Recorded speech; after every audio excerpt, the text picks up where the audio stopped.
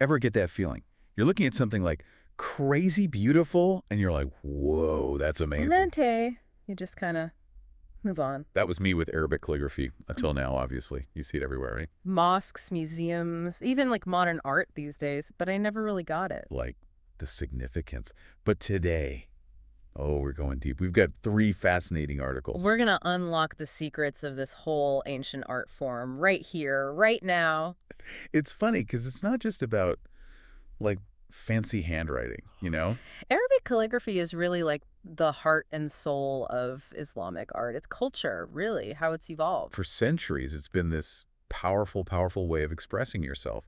It's really a testament to, well, to the beauty of the Arabic language itself. Okay, so we're talking more than just pretty letters here. It's connected to history, religion, art.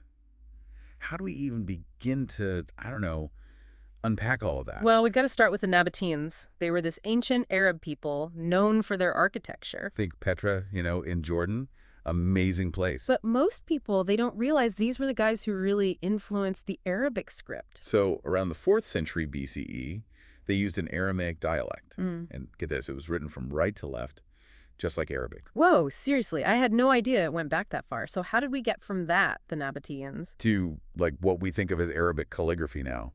What's the missing link? Well, there was this amazing discovery back in 2014 in Saudi Arabia. Archaeologists, they found this inscription. The oldest Arabic inscription ever. Yeah. Dating all the way back to, get this, 469, 470 CE. This was huge because it showed this really clear connection, this blend between the Nabatean writing style and Arabic. It proved what people had thought, that Nabatean, it was like the precursor to the Arabic script we know.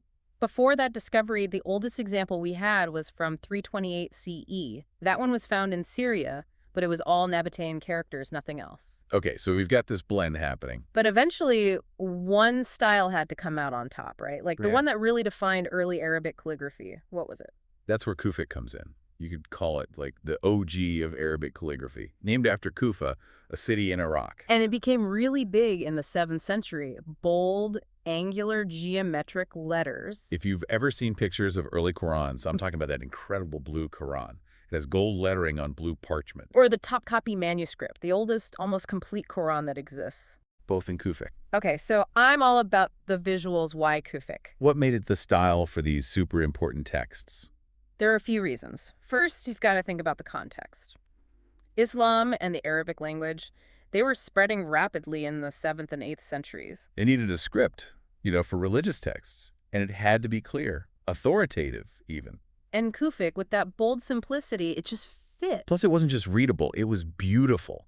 That geometric style made it perfect for decorating architecture. One of the earliest examples is actually right in Jerusalem, the Dome of the Rock. It's got this 240-meter-long Quranic inscription in Kufic script. Now, that's what I call going big. So Kufic was the style.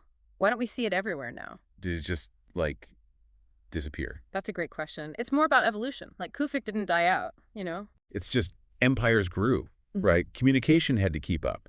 And Kufic, it took time to write, even if it was beautiful. Cursive scripts like Nask were just faster, easier to reproduce. Right. I can see using Kufic for, a really important monument. But you wouldn't want to use it to write your grocery list. Exactly. But Kufic didn't vanish. It's still around. Just look at the Sultan Hassan Mosque in Cairo.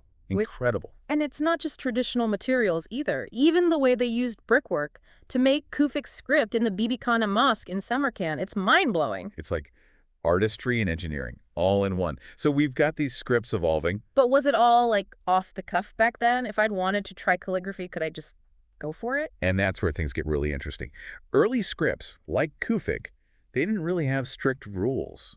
But then came a true calligraphy legend, Ibn Mukhla. This guy wasn't just a calligrapher, by the way. He was a vizier in the Abbasid Caliphate, a real Renaissance man. Okay, you've got my attention. So this Ibn Mukhla, he's the one who brought the rules to calligraphy, literally. He did. He believed that true beauty in calligraphy came from harmony.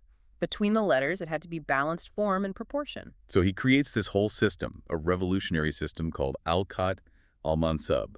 It brought mathematical precision to the art form. Wait, math? Tell me he wasn't using a protractor and compass for all this. No need for those. But it was ingenious. So picture this. When a calligrapher's pen, the qalam, touches the paper, it makes a tiny dot, right? rhomboid-shaped. And Ibn Mukhla, he realizes this dot, it's the key. It unlocks the visual harmony. So he uses the dot along with the length of the aleph, that's the first letter in the Arabic alphabet, and a circle. It's all a system of measurement. For Hmm. each letter, it's genius, pure genius. Arabic calligraphy changes overnight. Suddenly, there's consistency, clear guidelines, which made it even more beautiful. He comes up with 6 major scripts: Naskh, Muhakwak, Raihani, Thuluth, Rika, and Taki. Each one has its own precise proportions laid out by Ibn So Mukhla. she's like the godfather of standardized calligraphy. Yeah. But if it was that groundbreaking, why haven't I seen it in a museum? Sadly, none of his original works have survived. It's actually a pretty tragic story. He was in prison, they cut off his hand and tongue. It really makes you think about the power his calligraphy had, how it could be seen as beautiful but also dangerous, even threatening. Wow, that's intense. But even with that ending, his system, his legacy, it lived on, right? Of course. I mean, even today, calligraphy wouldn't be the same without him. Think about it, his work, that was the foundation. Centuries of mastery came after him. His system was so good that other calligraphy giants, they took what he did and built on it. Two important figures were Ibn al-Bawab and Yaqut al-Mustasimi, both of them from Baghdad. Ibn al-Bawwab was incredibly prolific, by the way. Legend has it he created 64 copies of the Quran. 64 Qurans. This guy clearly did not have writer's block. Right. And get this, only one of his Qurans survived. It's at the Chester Beatty Library in Dublin, a real treasure. It's thought to be one of the very first Qurans written on paper, not parchment. And the Naskh script in it, it's beautiful, really elegant. From an incredible legacy to unbelievable craftsmanship, it sounds like we're moving past just the writing itself now. Calligraphy was more than just copying text, wasn't it? You're right on track. The Quran, it was key in calligraphy's development, but the art form itself always had this potential. To go beyond the page, Yeah. it became about expressing beauty and meaning Mhm. with every single stroke on any surface. Okay, now I have to know. We've got this gorgeous writing. What did they do with it? Where did they put it? Okay, so last we left off, Arabic calligraphy was breaking free from the page. It was on buildings and books everywhere. Exactly. It was like they discovered the visual language of Islamic art and architecture, all in the strokes of a pen. I'm picturing those incredible mosques, the ones where it's like calligraphy on every surface. You walk in and it's like stepping into a work of art. That's the idea. Imagine walking into a mosque for the first time. Right there, above the entrance, you see this inscription. It tells you who built this amazing space, when it was built, maybe even who it was dedicated to. A built-in history lesson before you even walk through the door. Exactly. And it wasn't just about, making it look pretty. Those inscriptions, they were strategic. Like, take the mihrab, that's the niche in the wall that shows you the direction of Mecca, where Muslims face to pray. They'd often inscribe verses from the Quran around the mihrab. Guiding worshipers, enhancing that connection to the divine. It's like the building itself becomes part of the spiritual experience. That's exactly it. And remember, in Islamic art, there are restrictions on depicting humans or animals, especially in religious spaces. That made calligraphy even more important. It wasn't just decoration, it was the way to express beauty, to give meaning to these spaces, all through the power of Arabic script. It's like turning words into art, into a form of visual prayer almost. Beautifully put. And we can't forget the craftsmanship involved. These artisans, they were masters of their craft. They didn't just write beautifully.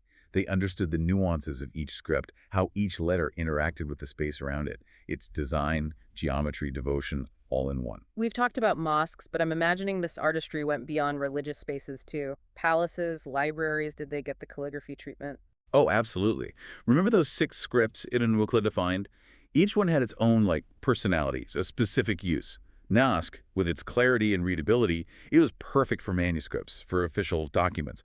Thuluth, on the other hand, with those elegant proportions, that was a natural fit for those grand inscriptions we see in mosques. It's like choosing the right font for a project you wouldn't use Comic Sans for a wedding invitation. Laughs, exactly. Each script had its place. And it's reflected in the materials, too. Like, during the Fatimid era, this more free-flowing style of Kufic, we call it floriated Kufic, became really popular for ceramics. Imagine these swirling floral patterns on bowls and plates. So cool. Now I want to go antique shopping, see if I can find some hidden calligraphy treasures. Laughs, I might join you. It's amazing, right? This art form that started with religious texts just exploded across society buildings, everyday objects. It was everywhere. It really makes you think about the people behind it all. I mean, we've talked about the masters, the Ibn Mukhlas of the world, but what about the everyday calligraphers? It's a great question. Just like today, there were different levels of expertise. You had your true masters, the ones who dedicated their lives to perfecting their craft, working for rulers, creating exquisite manuscripts, or passing their knowledge on to the next generation. The calligraphy rock stars. But then were there, like, the everyday calligraphers, the ones who would pen your grocery list, but way fancier. Laughs was shitting. I love that, the blue-collar calligraphers. You're exactly right, though. There were calligraphers who served the needs of everyday people. Picture a bustling marketplace. You'd have scribes set up at stalls, ready to write letters, contracts, signs for shops, anything you needed. Talk about convenient. It's like having a personal calligrapher on speed dial. Makes you wish we still did that. Right. There's a certain beauty to it. Hmm. It speaks to how much they valued the written word. Calligraphy wasn't just a job, it was part of life. How they communicated, preserved knowledge, expressed their faith, it was everything. Makes you wonder what we lost along the way. We've gone from a world where beautiful writing was everywhere to, it being more of a niche art form. I'm guessing the printing press had something to do with that. Oh, absolutely. The printing press changed everything. Suddenly, reproducing text was faster, cheaper, more accessible. But with that efficiency came a shift. Calligraphy went from being essential for communication to being seen as more of an art form, something specialized. It's like how we use computers now. I can type way faster than I can write by hand, but there's something special about a handwritten note. I totally agree. And that's what's so interesting about how much interest there is in calligraphy these days. It's not that we need it the same way. It's more that we're rediscovering its beauty, its power to connect us to something deeper, something beyond the digital noise. Like how vinyl records are making a comeback. It's that analog connection, the experience, the craftsmanship. Exactly. People want that tangible, handmade authenticity. And calligraphy has that. Plus, this added layer of history, of tradition. It's like holding a thread that connects you to the past. So we've talked about the past, we've touched on the present. What about the future? Where's this ancient art form going next? So we've journeyed through time with Arabic calligraphy. From its beginnings to the digital age, who knew ink in a pen could hold so much history? And so much possibility still to come. It's an open book, really. It really is. Speaking of journeys, before we wrap up, I have to know what's next for Arabic calligraphy. Where do you see it going? That's the most exciting part. It's all about pushing those boundaries. We're already seeing artists experiment with new materials, new technologies. But it all goes back to the core of this art form honoring tradition. So what, like 3D printing, VR? Are we going to have AI calligraphy?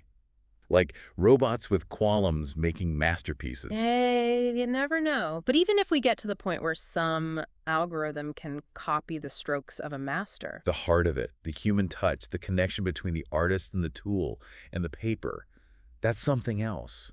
You can't just replicate that. It's like that difference between a typed letter and a handwritten note, right? They both say something, but that handwritten one, it's got soul. You get it. Yeah. And that's worth protecting, worth celebrating.